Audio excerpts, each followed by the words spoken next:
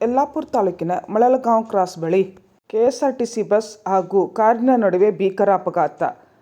ಕಾರಿನ ಚಾಲಕ ಸಾವು.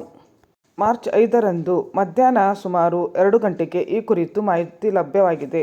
ತಾಲೂಕಿನ ಬೆಡ್ತಿ ಸಮೀಪದ ಮಳಲಗಾಂವ್ ಕ್ರಾಸ್ ಬಳಿ ಗುರುವಾರ ಬೆಳಗ್ಗೆ ಕೆಎಸ್ಆರ್ಟಿಸಿ ಬಸ್ ಹಾಗೂ ಕಾರಿನ ನಡುವೆ ಭೀಕರ ಅಪಘಾತ ಸಂಭವಿಸಿ, ಅಪಘಾತದ ರಭಸಕ್ಕೆ ಕಾರು ನುಜ್ಜುನುಜ್ಜಾಗಿದ್ದು, ಮರಣಾಂತಿಕವಾಗಿ ಗಾಯಗೊಂಡಿದ್ದ ಕಾರು ಚಾಲಕ ಮುಕೇಶ್ ಶೆಟ್ಟಿ ಆಸ್ಪತ್ರೆಗೆ ಸಾಗಿಸುವ ಮಾರ್ಗ ಮಧ್ಯೆ ಮೃತಪಟ್ಟಿದ್ದಾರೆ.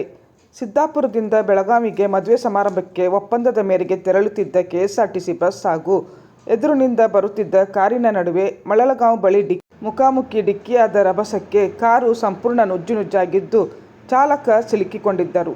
ತೀವ್ರ ಗಾಯಗೊಂಡಿದ್ದ ಮಂಗಳೂರಿನಲ್ಲಿ ನೆಲೆಸಿದ್ದ ಕುಂದಾಪುರ ನಿವಾಸಿ ಮುಕೇಶ್ ಶೆಟ್ಟಿ ಸಾವನ್ನಪ್ಪಿದ್ದಾರೆ.